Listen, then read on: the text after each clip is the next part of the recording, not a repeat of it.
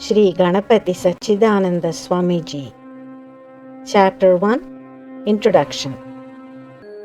Shri Ganapathy Sachchidananda Swamiji is a simple, kindly, quiet man with a long white beard, an enchanting smile, and sparkling eyes that probe deep into your soul. He is affectionately called Swamiji, the revered holy man, or Appaji, revered father. He gently touches our lives with peace and harmony regardless of who we are. He is above religion and language. He communicates through love, silence, and music. He travels the world treating it as one close-knit family, his family.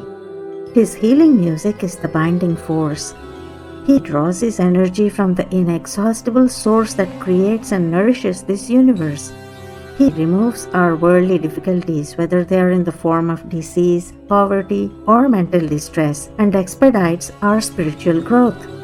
Does his name have any significance? Yes, of course. Ganapathy represents the syllable Om, the sound which is the source of creation and of all spiritual knowledge. Sat is existence. Chit is consciousness. Ananda is bliss. Swamiji's name, Ganapathy Sat Chit Ananda, stands for everything that is, was, and ever will be. A Sadguru is the supreme master, capable of lifting one to the highest spiritual level. All these are words in the ancient Indian language, Sanskrit. To Swamiji's followers, he is not only a spiritual guru, but also their very best, most intimate friend. Here are some of their personal experiences. The plane was going to crash. We were so frightened. I kept chanting Jai Guru Datta. It made a safe landing. I never listened to music before, but now I cannot live without Swamiji's music. I was about to commit suicide. Swamiji saved me. He gave me back my life. As long as I continue to serve Swamiji, I know that he will take care of me. I have seen it happen. Anytime I run into a problem, I tell Swamiji about it in my own heart. He sends me a solution right away. I know that he listens. I never thought I would succeed in doing such difficult projects, but with Sri Swamiji's grace, success seems to come easily now. I went through acute depression. Now I'm completely fine. I don't even take any medication anymore. Since Swamiji has come into my life, I am much calmer and no longer get angry at small things. Thanks to Sri Swamiji, I was able to give up smoking after a 35-year addiction. I did not know Swamiji. The doctors gave up hope. I was semi-conscious. The orange Raksha from Swamiji was put on my wrist. Someone played Swamiji's bhajans for me. Miraculously, I recovered. This was 9 years ago. Swamiji has hundreds of thousands of followers. The number increases each day. Swamiji accepts everyone in spite of his or her faults and weaknesses. He gives of himself to each person totally without any reservation. His love knows no bounds. His devotees are drawn to him like bees to honey. Swamiji says that one's karma or actions from the past determine one's present and future circumstances. However, the grace of a Sadguru can improve one's destiny despite an imperfect past. A Sadguru's compassion is beyond measure. Jai Guru Datta. Jai Guru Datta. Jai Guru Datta. Ever wonder what this Jaya Guru Datta is that is heard when Swamiji or his followers are around? Jaya Guru Datta is a greeting exchanged among all of Swamiji's followers. This confirms their common faith in Swamiji as their spiritual guru. It bonds the devotees together in one big loving family. Jaya means victory too. Guru is one who dispels the darkness of ignorance and leads one to light. This guiding light reveals the purpose of our existence on earth as human beings. Datta is short for Dattatreya. Datta means gift. Datta manifests as a gift to mankind in his various forms to bring comfort, encouragement, and guidance in the spiritual path. Datta is the true path of all religions and spiritual beliefs. Datta is an eternal, cosmic, conscious principle. Datta is all-knowing and all-pervading with powers that are infinite. Datta can assume any form at will to perform his mission. All the spiritual masters of this world since time began are forms of Datta. To truly understand Datta is beyond the comprehension of the human mind. Everything in this creation is fleeting. Every thought, feeling, action, and substance comes into being, has a brief existence, and then goes away. These three stages are referred to as the Trinity, Brahma, Vishnu, and Shiva. They are also referred to as the Creator, Preserver, and Destroyer. Datta is a combination of all these three aspects and yet rises above them to the source of creation itself. Swamiji explains this concept in the story Sri Datta Darshanam, meaning the vision of Datta. What is the relationship between Datta and Swamiji? The Datta principle has now taken the form of Chapter 2, Sri Ganapathy Sachchidananda Swamiji. When divinity interacts with us at the human level, it helps us to understand better what divinity means. That is why Datta has taken a human form as Sri Ganapathy Sachchidananda Swamiji. His body appears to be just like ours. He walks and talks like any of us. That puts us at ease and makes us comfortable to be in his presence. But soon we realize that he does not experience any of the common human ambitions, desires, emotions, attachments, or fears. His level of energy is phenomenal. He is not subject to the laws of nature. For example, he stands amidst raging flames and does not burn. For 30 straight years, every year during the Shivaratri festival, Swamiji has jumped into the 5-foot deep holy fire pit in his ashram to worship the fire in front of thousands of witnesses. The flames leap several feet higher than Swamiji. Swamiji steps out of the fire pit looking fresh and cool, his clothing perfectly intact, the flowers in his garland very fresh. Swamiji can appear in his physical form in different places at the same time. He was in his ashram in Mysore and at the same time appeared in the home of a person in Germany who later became his follower. When Swamiji first moved into his ashram in 1966, the land was infested with cobras and scorpions. Swamiji slept under the trees on the bare ground with these poisonous creatures crawling all around him. He was never harmed. At times, Swamiji behaves like a normal human being. He takes upon himself an injury or an illness to suffer in place of his devotees. Swamiji's suffering always coincides with that of someone in a crisis that had received protection from Swamiji. Swamiji enters into people's consciousness the moment they think of him and listens to their troubles whether they are in his physical presence or thousands of miles away. He clears their doubts and gives guidance through heart-to-heart communication. When Swamiji is addressing the public, people in the audience receive different messages, each receiving answers to their own personal questions that are troubling them. He knows everyone's thoughts and responds to each one at their own individual level. Many individuals in a large gathering experience a direct eye contact with Swamiji. It is an awesome, divine experience. Swamiji transmits his divine energy to those who need it through such powerful glances. He frequently materializes healing substances that benefit numerous suffering devotees. Swamiji gives devotees sacred gifts such as rakshas, orange wristbands containing the root of the white arka plant, gemstones, and yantras or talismans that provide powerful protection from danger. Amazing things happen in Swamiji's presence. He is childlike, divine, and unpredictable. Swamiji is multidimensional. He is a musician, a composer, a linguist, and a poet. He is a doctor, a teacher, and a psychiatrist. He is a spiritual master and a miracle man. The list is endless. Swamiji's musical compositions contain spiritual messages, powerful seed syllables, catchy tunes, and a unique resonant harmony. అంజనం మతపసు చేసి నిన్ను ఫలముగ పొందెను ఆంజనేయని నామము జగతికెల్ల మంత్రము ఆంజనేయని నామము జగతికెల్ల మంత్రము.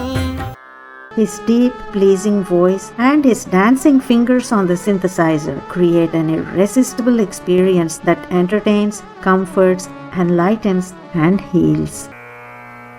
ఓం ఐం హ్రీం శ్రీం శివరామగణగ దత్తాయ నమః. Here is a sample of Sri Swamiji's music.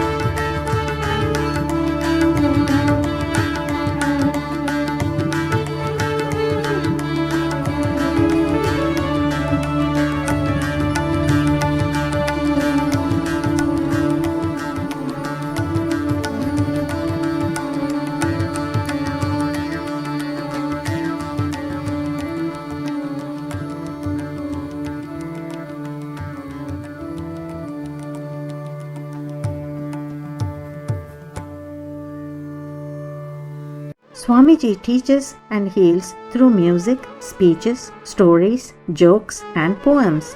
He reaches people through public programs, private house visits, television appearances, radio talks, books, CDs, DVDs, and the monthly magazine Bhakti Mala, which means a garland of devotion. He interacts with children, adults, the rich and the poor, the scholarly and the illiterate, with equal ease and intimacy. He frequently appears to people even before they have met him in their dreams. Swamiji inspires one to wonder and marvel at this creation and to learn from it. With short, simple, picturesque images, he lifts our minds to lofty heights. Here are samples of Swamiji's short, sweet, but sometimes stinging poems. Within the seed is hidden a huge big tree, and within the tree is hidden, atom-like, a little seed. The entire universe is concealed in the tiny, subtle matter, and this is a wonder. God of gods, Sachchidananda, Lord of true bliss, eternal. You find yesterday's things boring today, and today's things are boring tomorrow. Bored and dead bored. You want novelty, fresh. But the fresh becomes stale again, and bored you are. It is like saying that breathing is a bore, but when the nose gets blocked, then you'll see what it is. Sachchidananda, Lord of true bliss, eternal. Swamiji tells us that the pleasures of this world are illusory. Only truth endures. The transient pleasures and attachments of this world do not give us lasting happiness. In the frenzy of satisfying unending desires, one gets in an endless cycle of joys and sorrows, births and deaths. Guru means Lord Shiva.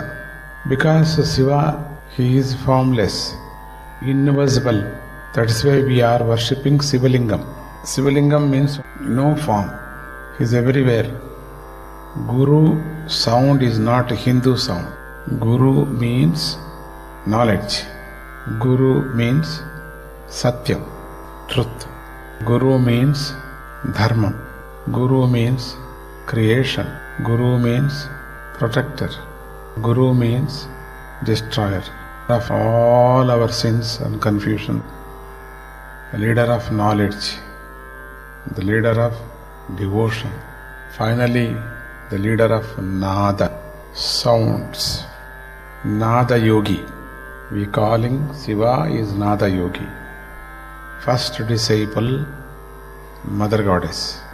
Swamiji disentangles us from our attachment to worldly experiences. It is not possible for a human being to gain mastery over his sense organs without the help of a Sadguru, nor is it possible to gain mastery over the mind. Swamiji gives us the strength to control our desires and to overcome our anger, greed, delusion, vanity, arrogance, and jealousy. He holds our hand and leads us step by step till we are set free from our slavery to temptations and bondages. Swamiji prays with fervor along with Hindus, Christians, Muslims, Jains, Jews, Sikhs, Buddhists, and those of other faiths. Swamiji urges a Christian to become a more ardent Christian and a Muslim to become a more devout Muslim. He believes that one ought to remain faithful to one's own tradition and set of beliefs. The Dalai Lama has visited Swamiji at his ashram in Mysore. So have numerous other leaders of religious and spiritual groups. Swamiji worships the Sri Chakra, a three-dimensional representation of creation. Since he was born in the Hindu tradition, Swamiji maintains his Hindu heritage. He worships all the Hindu deities who represent the various energies in creation, which all abide by the will of the one God eternal. Swamiji has composed a prayer in the Sanskrit language that expresses the universality of his approach. It is chanted every day in all the branches of his ashram all over the world. This is what it means. Shiva and Vishnu, Ganesh the Omkar, Skanda and Devi, effulgent sun god, all these are your forms, without any doubt. I seek refuge in Sachchidananda. It is by your grace sun shines upon us. It is by your law windows upon us. It is by your wish elements exist. I seek refuge in Sachchidananda. You are the water, fire, earth, and air too. You are the space that we all come into. You are the time and you are the sound too. I seek refuge in Sachchidananda. Inside a jungle, top of a mountain, banks of a river, middle of the ocean, at my own altar, wherever I pray, I seek refuge in Sachchidananda. You are the doer, you are the cleanser, you are the one who feeds all the three worlds. You are the hero of all the scriptures. I seek refuge in Sachchidananda. Allah is your name, Buddha is your name, Jesus is your name, Jina is your name. When people call God, you always answer. I seek refuge in Sachchidananda. Bible and Quran extol your virtues. Shastras, Puranas, Vedas adore you. All the world's religions describe the one God. I seek refuge in Sachchidananda. Service in churches, namaz in masjids, pujas in temples, prayers in synagogues, all praise and worship, one God eternal. I seek refuge in Sachchidananda. Your names are countless, your forms are infinite, glories unequal, you're omnipresent, you're omnipotent, and you're omniscient. I seek refuge in Sachchidananda. I seek refuge in Sachchidananda. Swamiji's ashram is known as Avadhoota Datta Peetham. The main ashram is in Mysore, India, in the state of Karnataka. It is very beautiful and unique. It is like heaven on earth. Swamiji refers to the universal prayer hall there as the crown of his ashram. People from all faiths gather under its beautiful roof to follow the universal religion of humanity and eternal truth, and to worship the one God who created us all. One of the most beautiful auditoriums in the world, Nada Mandapam, seats 8,000 people. In it is a shrine built for the 7 musical notes. Swamiji declares that music is his religion, music is his language, and music is his expression. The towering sculpture of Mulikeshwara, the presiding deity of herbal healing that frees addicts from their addictions, adorns Swamiji's bonsai garden, which is the largest in the Indian subcontinent. Swamiji promotes with zeal the preservation of our flora and fauna. The ashram houses a deer park and a bird sanctuary. Swamiji has made foreign trips. His first foreign tour took place in 1976. He has visited almost all the countries in the world, spreading his spiritual message of peace, the oneness of God, and universal brotherhood. Here are a few of Sri Swamiji's sayings. Remember that God is your only true friend. Enjoy your wealth by sharing it with others. Always remain contented. Lead a simple life. Give up ostentation. Do not ask God for anything. Constantly remember and praise God. While there is health and strength in the body, strive to free yourself from the cycle of birth and death. Show courage when faced with difficulties. Patience is the greatest penance. Never compromise on your morals. Show kindness towards all beings. Swamiji has been giving healing music concerts for over 20 years. He has world-renowned musicians accompanying him. Swamiji has developed a unique system of Kriya Yoga that blends breath control, mind control, body control, and spiritual wisdom. The Kriya Yoga that is taught in all the branches of the ashram helps immensely to calm and steady the mind, maintain physical health, and promote spiritual progress. Swamiji personally trains the instructors. Swamiji builds shelters for the homeless and the aged. He runs orphanages and schools, including one for the communications impaired. He gives to those in need during crisis and natural disasters. He helps the handicapped. Every year during his birthday celebrations, Swamiji felicitates individuals from many countries who have excelled in different areas that help humanity. Swamiji promotes Ayurveda, the ancient science of herbal healing, alongside modern medicine. He gives music therapy, gem therapy, and Homa therapy. He runs a holistic healing center in the ashram. Swamiji educates the public about Homa, the fire ritual. Homa benefits individuals, the entire planet Earth, and also the cosmic regions. The sacred syllables of the mantras through their powerful sound vibrations and the sacred smoke with its positively charged energy clear the atmosphere of toxins, purify the air we breathe, and enrich the rain that nourishes the earth, which in turn produces nobler human beings. Swamiji keeps alive the eternal universal truths contained in the Vedas, ancient works that are revelations from celestial seers.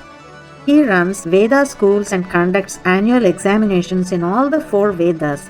He runs I Serve, an institution that promotes scientific research into the Vedas.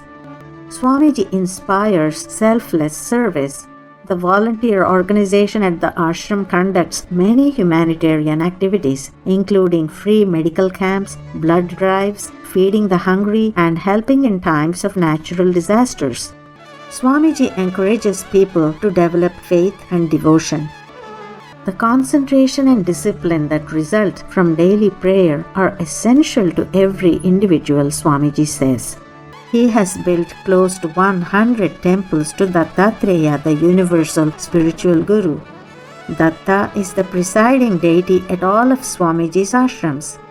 Swamiji has built a beautiful temple in Mysore for Balaji, the Lord of Tirupati. The deity is known as Sri Datta Venkateshwara. Swamiji has beautiful ashrams in the United States, Trinidad, Canada, UK, Germany, Malaysia, and Australia, and over 100 ashram branches spread all over India. In Pennsylvania, in the United States, Swamiji had discovered 3 powerful healing rocks. He built a sanctuary there called the Jesus Datta Retreat Center. The Datta Temple and Hall of Trinity was built in Baton Rouge, Louisiana. The Datta Yoga Center USA coordinates all the activities in North America. Sri Datta Vijayananda Tirtha Swamiji, the successor to Swamiji, has been receiving training in the ashram since he was 7 years old. He has mastered the scriptures and gives regular spiritual discourses. He assists Swamiji in his global spiritual mission in the Datta tradition. To answer the question why Datta has chosen to be born as a human being, Swamiji gives the following explanation. If God chisels a sculpture in heaven and drops it down to earth, people would have no clue as to how the sculpture came into being. But if man had to go to a mountain, remove out of it a rough piece of rock, carry the heavy burden back, and then spend grueling years carving a sculpture out of it, those who witness this effort would know the history of the sculpture. They would know of the hammering and the chiseling that the piece of rock had to suffer before it became perfect. Swamiji's brief biography that follows describes how he evolved into the perfect being that he is, the intense training that he received, and the severity of the penance that he performed. Chapter 3 Swamiji's birth. Jayalakshmi was a special child. She had a spiritual fervor about her. She spent several hours each day in prayer and contemplation. She sang sweetly, highly poetic, devotional songs, many of which she composed herself. जय गणेश गणनाथ दयानिधि सकल विघ्न कर दूर हमारे. Jayalakshmi worshipped Ganapathy, the elephant-headed god, who is a representation of the primal sound Om, which is the source of all creation. Om Gam Ganapataye Namaha. She spent her late teenage years living with her family in the sacred woods near Sangama in the southern state of Karnataka in India. It is a sacred region in the vicinity of the confluence of the 3 rivers, Kaveri, Arkavati, and Guptagamini. There are 3 holy hills there that form the shape of the sacred pyramid Sri Chakra. Jayalakshmi moved among the hills, the rivers, and the animals with a free abandon, merging with Mother Nature. Her companions were spiritual adepts and holy men. She experienced a communion with Datta one day in a cave among the holy hills near Mekedatu. Datta said to her that he would be born to her as her son to propagate truth in the world. To meet the needs of the time, I have to take on a body and follow a plan of action to establish dharma permanently on this earth. It has to be an avatara that would be easily approachable to all and would be around on a long term. She received the same message a few days later from her spiritual mentors, Karapatra Swami and Fakir Tata. They told her that her spiritual training was now completed. Jayalakshmi pondered over the responsibility placed upon her and prepared to fully surrender to the divine will. Datta appeared to her one day at the temple of Lord Sangameshwara and said, Mother, The Brahmin who comes to your house before tomorrow morning will be your husband. Under the strangest and the most unexpected of circumstances, her wilderness home played host to the scholarly priest Narasimha Shastri that very same night. The middle-aged widower got stranded in the jungle along with his widowed sister while on a pilgrimage tour of South India and sought shelter for the night at Linganna's home. Jayalakshmi, the daughter of Linganna and Savitramma, married Gandluru Narasimha Shastri and moved to Bommeparthi village near Anantapur in the state of Andhra Pradesh. A couple of years later, she went home to her parents to have her first child. On May 26, 1942, in the Indian year Chitra Bhanu, as was her daily custom, Jayalakshmi went in the pre-dawn auspicious hour to the holy river Kaveri and sat in meditation upon a rock that jutted out over the flowing waters. It was in the region of Brahmakundam, a deep rocky pit that was used, according to legend, by celestial sages for the performance of sacred fire rituals. Three things brought Jayalakshmi back to consciousness: the sunlight shining upon her face, an inexplicable fragrance that permeated the air, and the commotion of people around her. When Jayalakshmi opened her eyes, the sun was shining bright. A newborn baby boy lay in her lap, smeared from head to foot with vibhuti, the fragrant sacred ash. He had around his neck two necklaces, one of Rudraksha sacred beads and the other of Saligrama sacred stones, both strung in gold. The river had risen and the waters were gently flowing over the baby's feet. Jayalakshmi's mother, along with some tribal folk from the village, were getting ready to take her home in a makeshift carriage. As soon as the baby reached home and was placed on his bed, his necklaces disappeared. The baby was named Satyanarayana. He was born in the spiritual lineage of the celestial sage Bharadwaja. Chapter 4, Childhood. One day the grandmother Savitramma was carrying home from the village well a pot of water that splashed about as she walked. Satyanarayana, who was just a few months old, started to cry uncontrollably.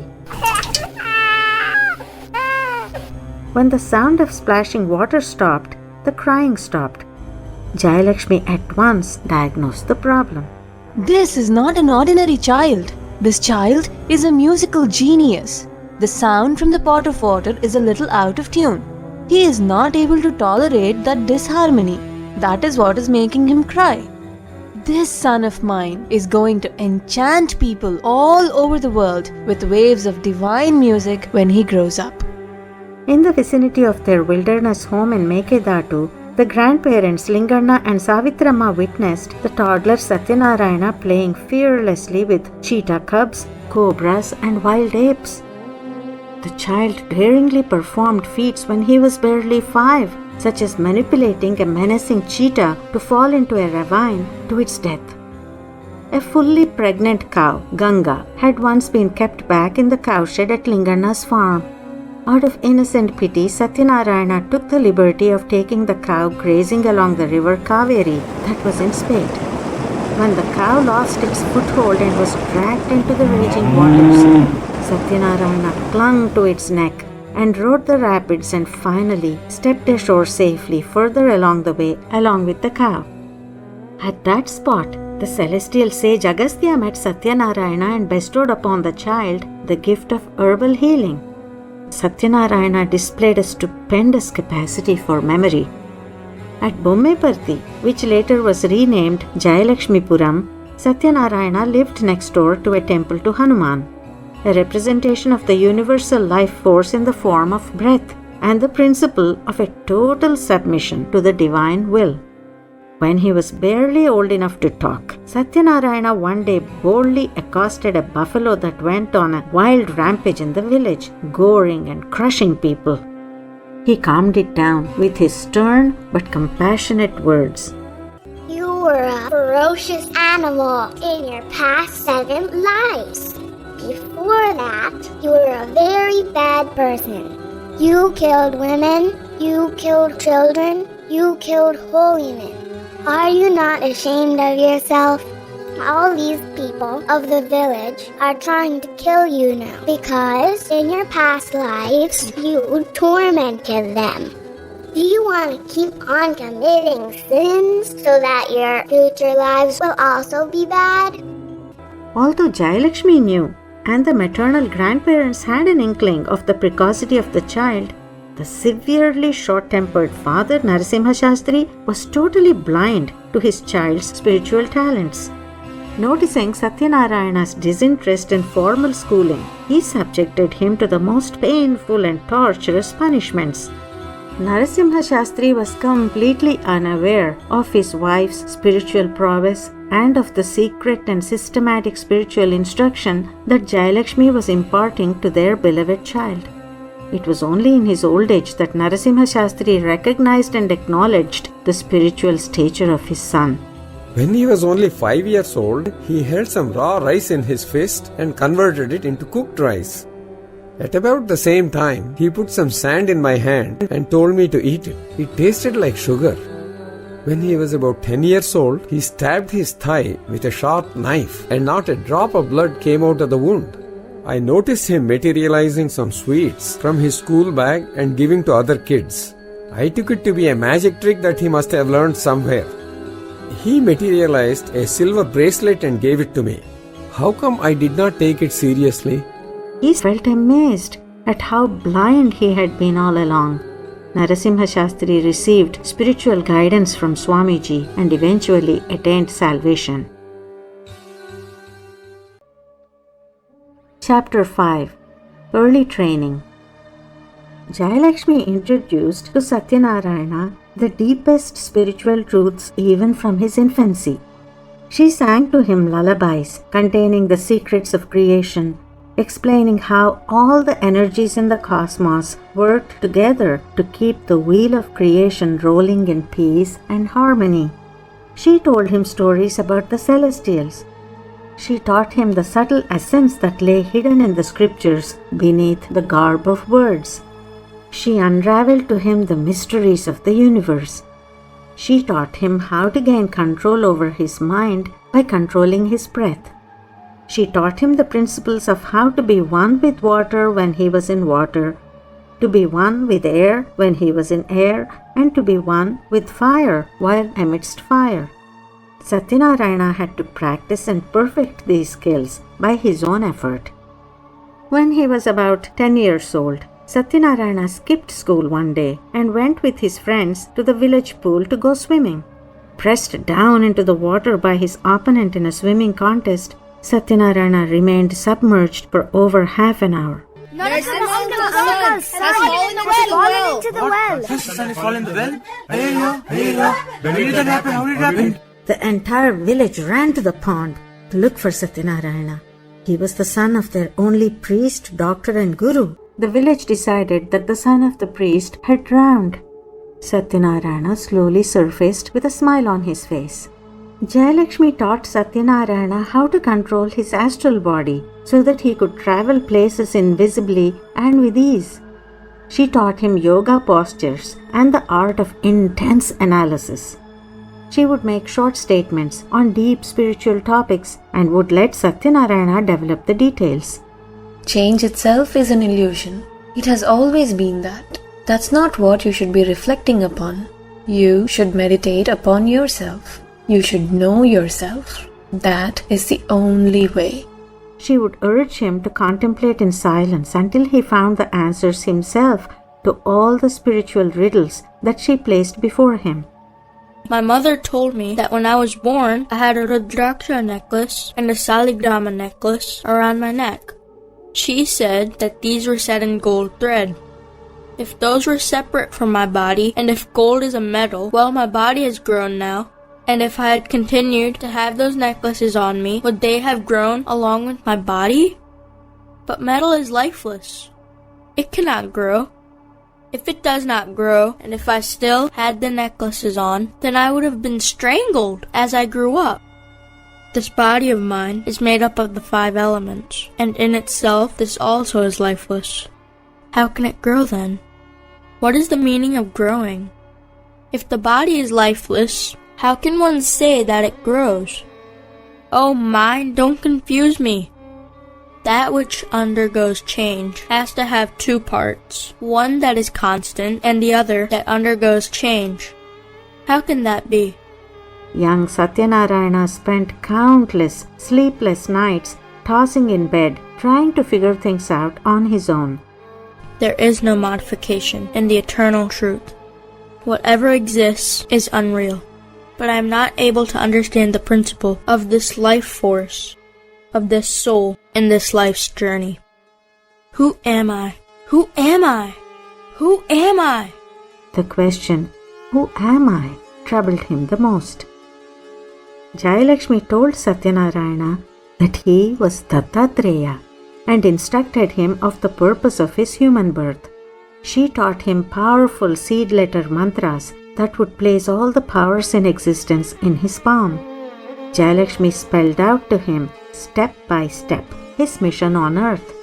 My son, your path is a very difficult path. To help you, I will tell you certain maxims. Any woman you see me in her.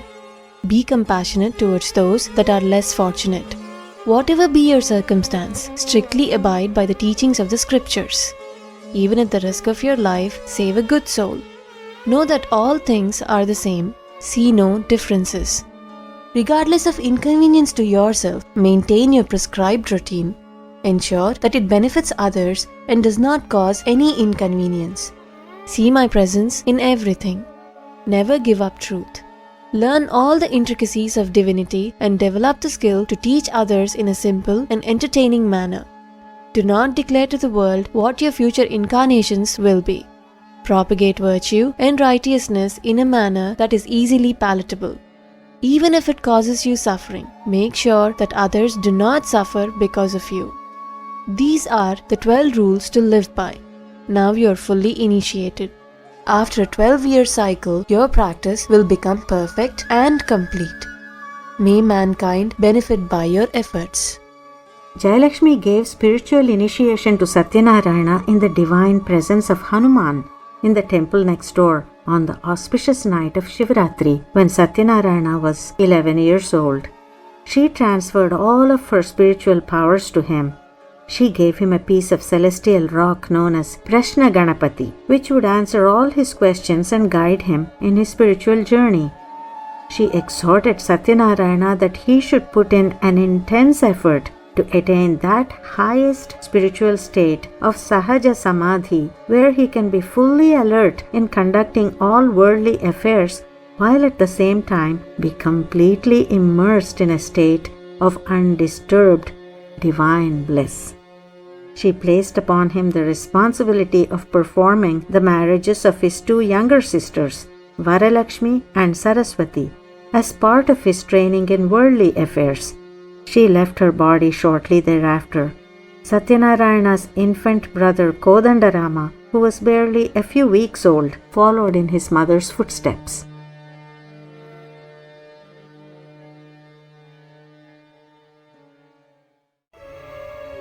Chapter 6 Advanced Training. Satyanarayana found himself bereaved of his mother and abandoned by his father. The widowed Aunt Venkamma, Narasimha Shastri's older sister, took him and Varalakshmi under her wing. Saraswati was adopted by Jayalakshmi's younger sister Parvatamma, who was a childless widow living with her aged parents in Mysore. Venkamma was the caretaker of a Shiva temple in Proddutur in Andhra Pradesh. She lived in a small room adjacent to the shrine. She was a woman of meager means. She was secretly a yogini of an exceptional stature. Venkamma continued the spiritual training of Satyanarayana where his mother had left off. While Jayalakshmi followed the path of Raja Yoga, Venkamma pursued Hatha Yoga. She put Satyanarayana on the strictest regimen. Satyanarayana, from today I suggest that you eat only one meal a day. You need to realize that it is the food that we eat that nourishes the mind. The purity of food would depend on the thoughts of the person who prepares the food and the thoughts of the person who consumes the food. Satyanarayana was a willing disciple and a quick learner. He slept on the bare floor with not even a sheet or a blanket. He woke up every day at 1 o'clock in the morning to learn his yoga lessons and to study the scriptures. At noon, Satyanarayana bathed, wore traditional garments and went begging for food at homes selected by his aunt. Of the food he collected, he first fed his sister Varalakshmi. Then he mixed all the rest of the food into one lump and made small portions. He distributed the morsels of food to all the mendicants lined up in front of the shrine. If any morsels were left, those would be his to eat. Some days he went without any food. Venkamma made Satyanarayana chew his food without relishing the taste. She taught Satyanarayana how to control his hunger and his taste buds. She made him run barefoot in the streets on hot summer days and would deny him water to drink. That's how she taught him to control his thirst. Venkamma denied him more than one set of clothes to possess. She made him borrow textbooks from friends and made him copy them with his own hands for his use. Satyanarayana used scrap pieces of paper collected from business owners to make notebooks out of them. Satyanarayana learned to overcome the greed for possessions. Venkamma was a stern disciplinarian. She was miserly in her praise. Satyanarayana accepted her authority without question. He knew that a strict discipline is a prerequisite to spiritual progress. Satyanarayana had no money, yet his mother had commanded him that he had to assist at least 4 students with their school fees or school supplies before he could pay for his own. He ran errands and worked part-time to earn what he could to fulfill this obligation with dedication. One day, Satyanarayana wanted to attend a circus but had no money to purchase the ticket. He tried to sneak in with some other children. He was caught and punished. He found cash on the street the following day, enough for 2 tickets. But by then, he had overcome his desire for entertainment. Satyanarayana realized that life is nothing but an unending stream of desires. Fulfillment of one desire at once led to another desire. Eventually, all desires led to misery. He realized that true happiness lies in the conquest of desires. He understood that the power that money exercises on the human mind is phenomenal, and that, in fact, money is nothing but an extremely dominant mental concept. Satyanarayana's spiritual attainments manifested themselves as miraculous occurrences. They happened at school and at home, but went without attracting too much notice. Swami Abhedananda and Swami Yogendra Bharati, 2 holy men that Satyanarayana associated with in Produttur, recognized the divinity of the boy and predicted his magnificent future. This boy is a Mahatma. He will be recognized as a very great man in the near future. Venkamma taught Satyanarayana the Samaveda, the 4th Veda that teaches the secret of sound.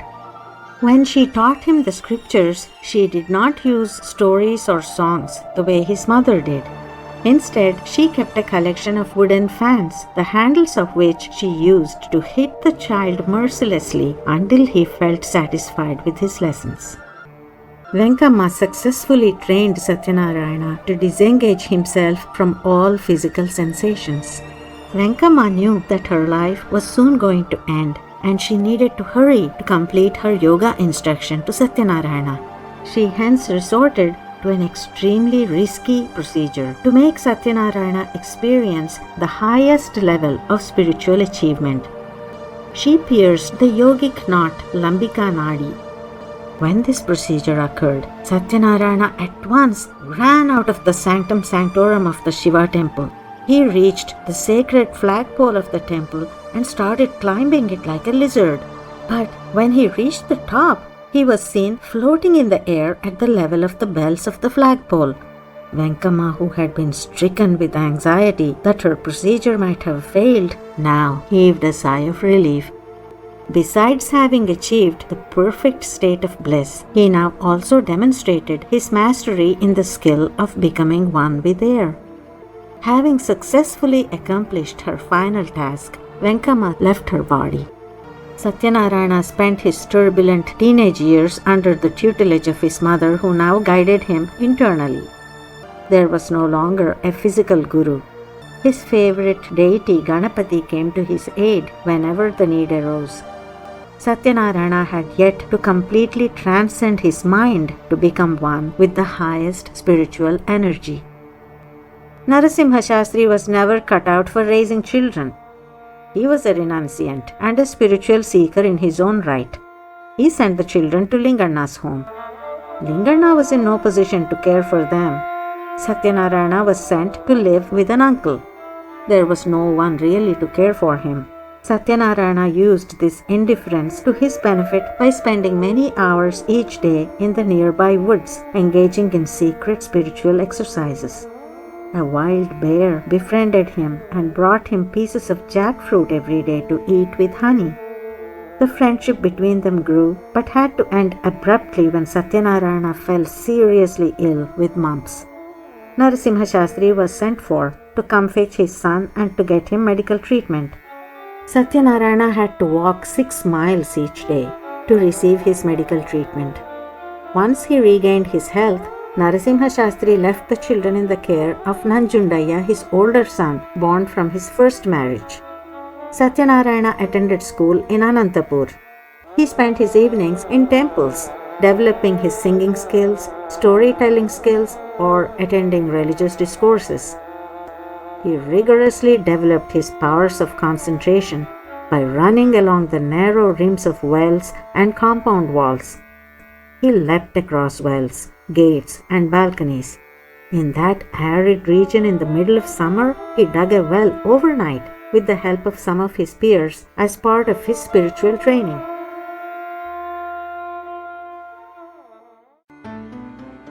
Chapter 7. The 4 Cardinal Lessons. Conquest of Hate. Satyanarayana was falsely accused of stealing by his great aunt Ambamma, who despised him. He was punished severely. Satyanarayana got very angry, but he controlled himself. He then prided himself that he had conquered hate and anger. But in the internal churning that followed, Satyanarayana realized that whatever one experiences is what has been earned by oneself through one's own past deeds. No one else could be blamed for it but himself. If he had not earned it, regardless of how many evil persons there might be in the world, he would not have suffered the punishment. Satyanarayana felt ashamed of himself that he gave himself the credit for forgiving his enemy when in truth one has no enemies. He realized also that human emotions are fickle and that praise and blame are both equally insignificant. Satyanarayana rejected the guardianship of his stepbrother Nanjundaya and left home. Conquest of Love.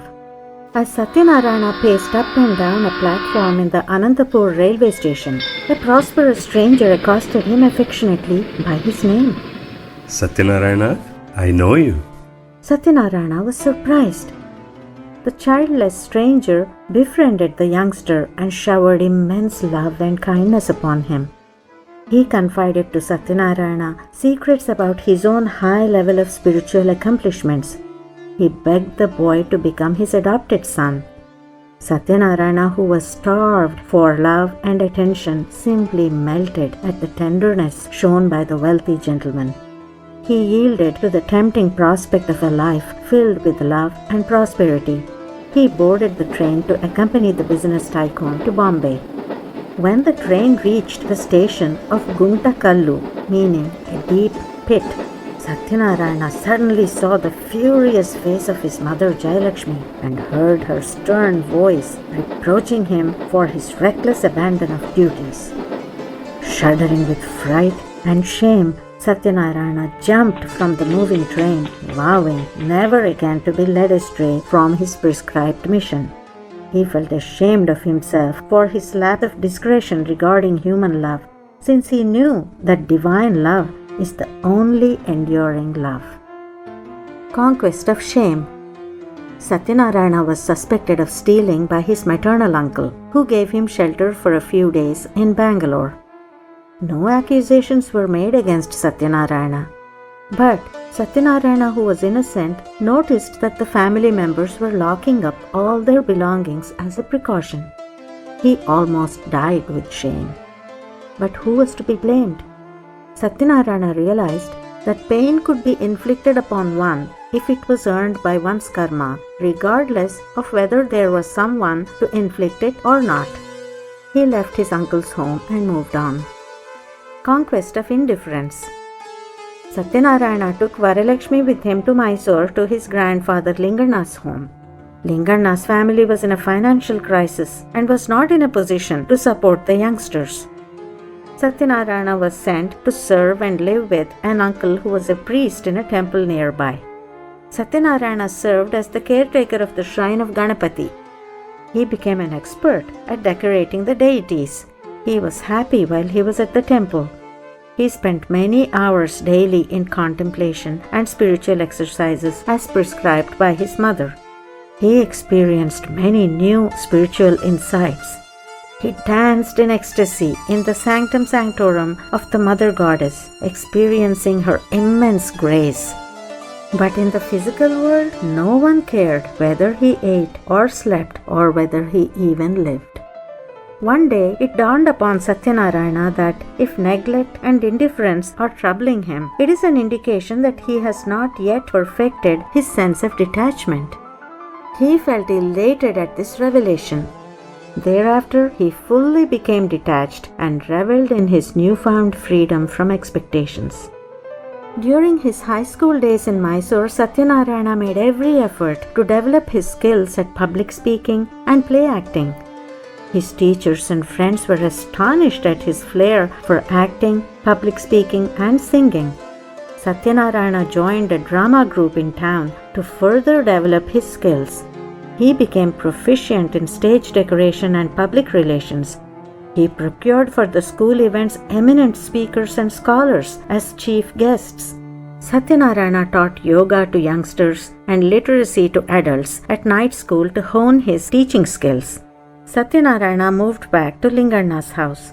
Now he also had to assist in taking care of the cows, the milking, and the delivering of milk to clients, in addition to many of his other chores.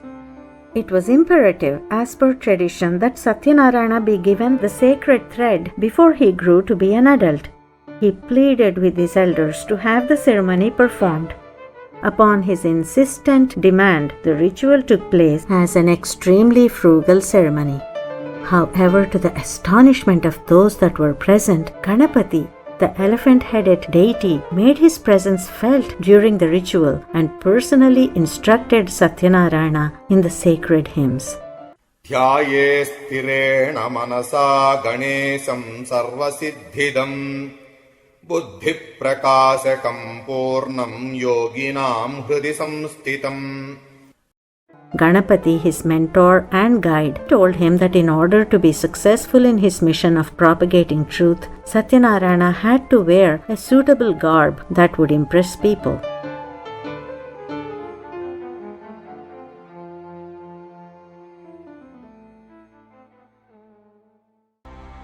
Chapter 8.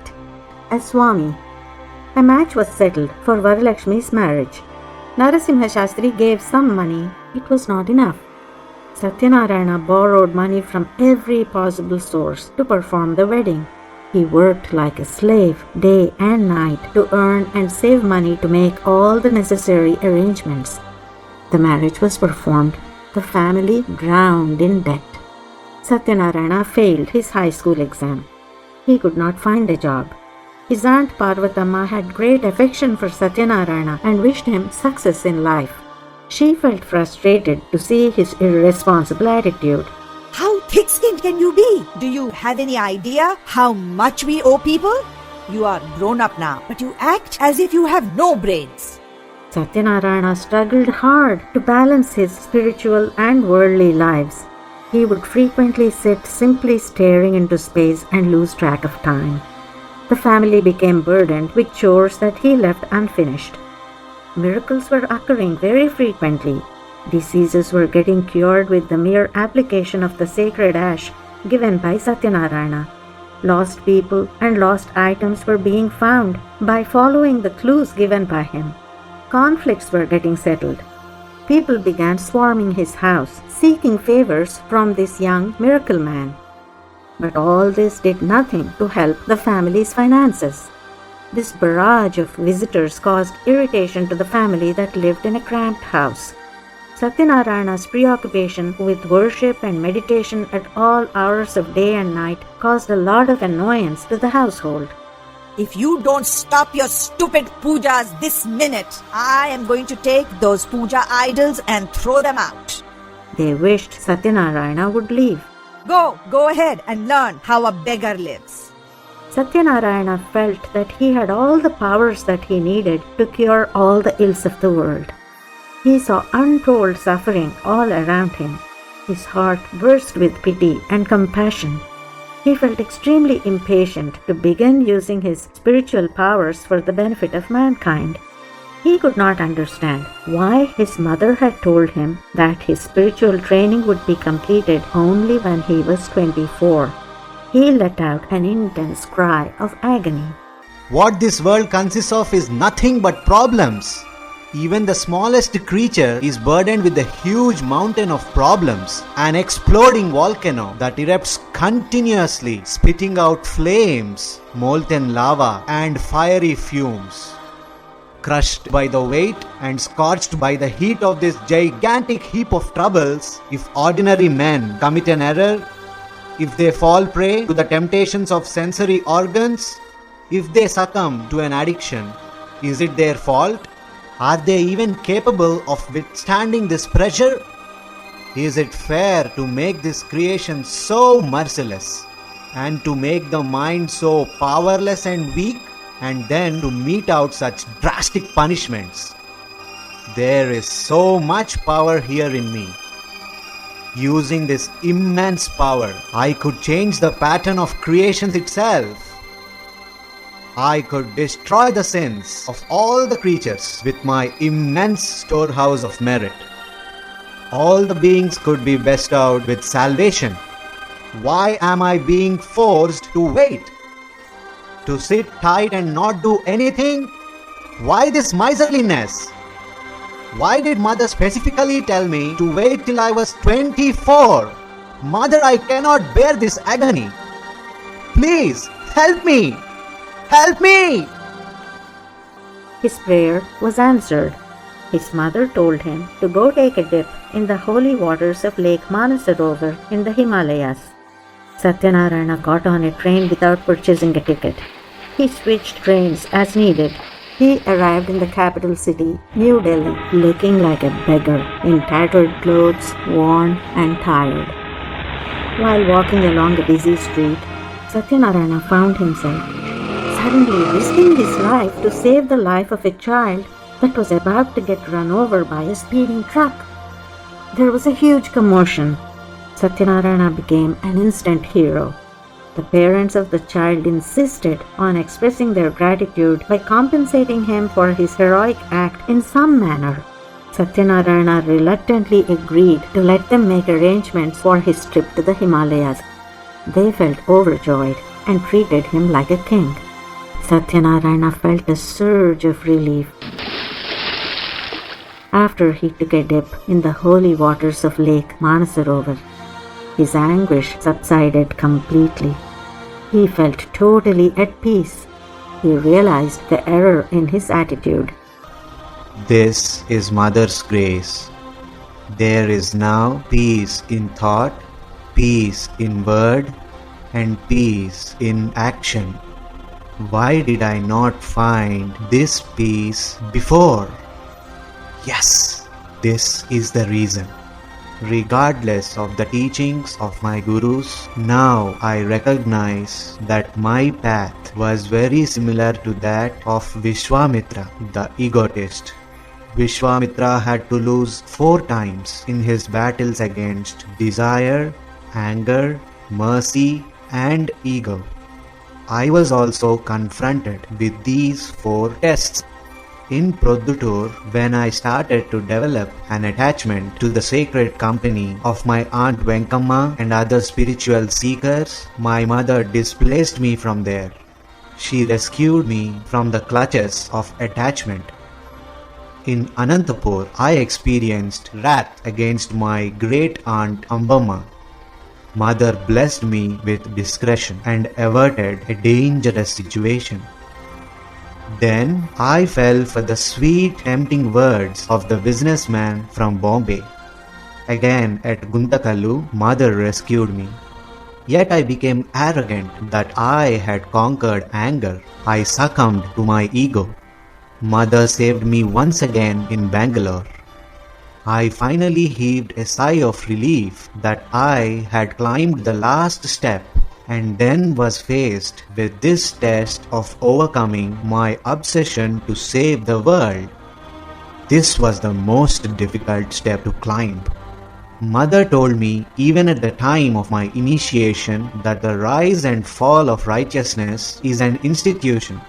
Cold, heat, happiness, sorrow, righteousness, unrighteousness. All these have been created as pairs.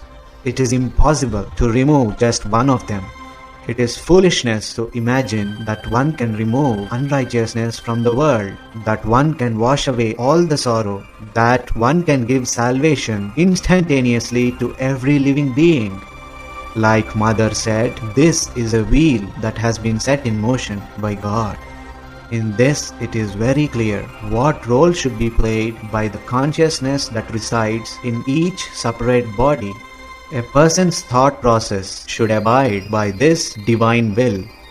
Since I lacked this discrimination, I had to experience all that anguish and distress. Now, by the grace of Mother, my anguish and distress have been rooted out. The nature and attitude of egoistic Vishwamitra have been completely rooted out. In order for me to attain this state of perfection, Mother brought me all the way to Lake Manasarovar. Worry is Vishwamitra, peace is Vashishta. By my mother's compassion, Vishwamitra has now transformed into Vashishta. This is peace, unbroken peace. Now there is peace all around. Satyanarayana became absorbed in the enjoyment of the indescribable beauty of his surroundings in the Himalayan region. With a serene mind, he returned home.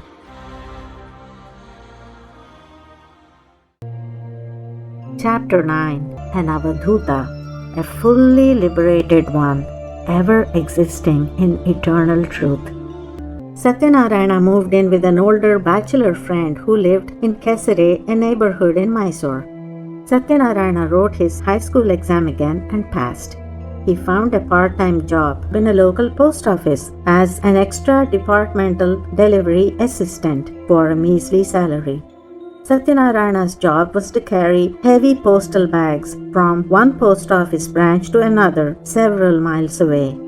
An aged Muslim friend whose only son's life was saved earlier by Satyanarayana gifted to Satyanarayana a used bicycle to lessen his burden. But Satyanarayana insisted and paid him back for it fully in monthly installments. Eventually, he cleared all of his loans. Satyanarayana's miracles increased. His states of contemplation that led to samadhi, where he became unaware of his surroundings, began to increase in frequency and duration. The blessings he offered to people when he came out of samadhi were very effective. People began to swarm the post office, seeking favors from Satyanarayana. It became irksome to the post office officials. Satyanarayana resigned. Satyanarayana began to perform Homa very frequently. Since the most frequent Homa that he performed was Ganapathy Homa, he began to be called Ganapathy Swami. He began to lead group sessions of devotional singing called bhajans. Neighbors and old friends came in large numbers to participate. One day Satyanarayana went to the river Kaveri early in the morning before sunrise to take a holy dip. He remained underwater for 3 hours, lost in samadhi. When he stepped out of the waters, he found red silk clothing, a holy staff, and a pair of wooden sandals waiting for him. He wore them and returned home as Satyanarayana Swami, the holy man. Word spread far and wide about this youth that performed miracles. Invitations were extended to him to perform special rituals at various temples out of town and out of state. People invited him into their homes to offer worship to his holy feet. One day, in order to put to rest the doubts expressed by some devotees concerning his divinity, Sachchidananda Swami snapped with his bare hands a high-power electrical cable and absorbed a powerful electrical charge. It caused a blackout in the neighborhood. In response to an attack by a drunken and rowdy gang, Sachchidananda Swami walked out of his room that was locked from the outside by stepping right through the wall. A member of the royal family of Mysore once addressed Sachchidananda Swami as Swamiji. From then on, he became Swamiji to everyone. During Swamiji's visit to the southern state of Kerala, the devotees changed the name Satyanarayana spontaneously to Sachchidananda. Thereafter, Satyanarayana Swami came to be known as Sri Ganapathy Sachchidananda Swamiji. Swamiji revealed to his devotees one day the special significance of the sacred lines on the soles of his feet. He predicted that soon his sandals inscribed with these holy lines would become objects of worship. His prediction has come true. In June 1966, Swamiji moved into the new premises on the road to Nanjangud at the base of the holy Chamundi hill in Mysore. The Ganapathy Sachchidananda ashram came into being. It was later renamed Avadhoota Datta Peetham. One day, Swamiji felt a strong urge to visit the sacred shrine at Sri Shailam in Andhra Pradesh. Accompanied by two of his devotees, Swamiji travelled by car to Sri Shailam. He reached there at sunrise. He briskly strode downhill to the holy river Krishnaveni and took a plunge. This was the spot where Sri Narasimha Saraswati, a previous incarnation of Dattatreya, 400 years ago, had relinquished his body. Swamiji remained underwater, engaged in an internal conversation with his predecessor. Swamiji had still felt a trace of separation from the supreme universal conscious energy. This troubled him and caused him to fear failure. The conversation dispelled his fear. Swamiji emerged from the waters looking divinely radiant. He now completely identified with the Supreme. His mind became a mere witness thereafter to the play of the divine force that fully occupied his frame. A circular raft came floating by, carrying new clothes.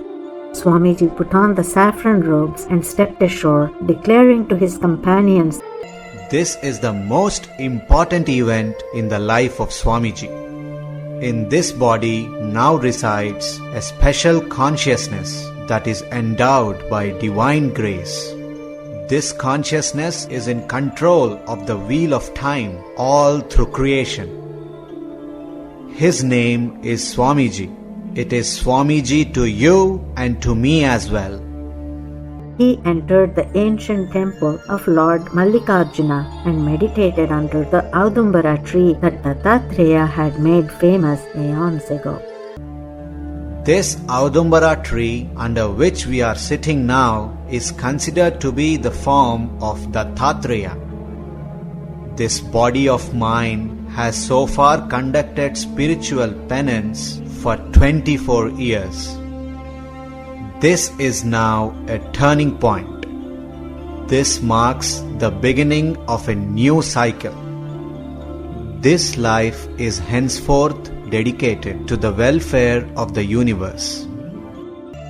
On that day, Swamiji became an Avadhoota, a fully liberated one, ever existing in eternal truth. Swamiji returned to the ashram fully invigorated. The ashram grew rapidly. Those that helped Swamiji received help from him. Swamiji fell into deep and prolonged samadhi states. Sometimes his samadhi state lasted for a week. Often while singing the names of God, he would lose consciousness and reawaken several hours later.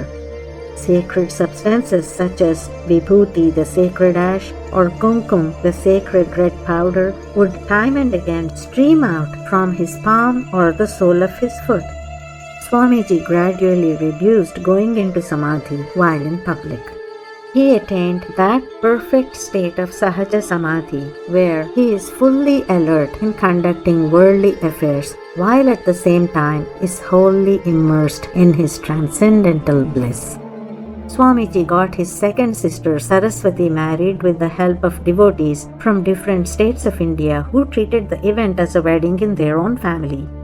Swamiji surrounds himself with children with whom he plays and frolics in innocent fun. At the same time, he trains them in yoga, music, and other spiritual disciplines. Many children and adults stay in his ashrams, serving Swamiji. One day while Swamiji was at the river Kaveri with the children, musical instruments such as a sitar, tablas, harmonium, and cymbals came floating on the waves. The children grabbed them with excitement and brought them ashore. These provided Swamiji a new pastime at the ashram. He quickly became proficient in playing the various musical instruments.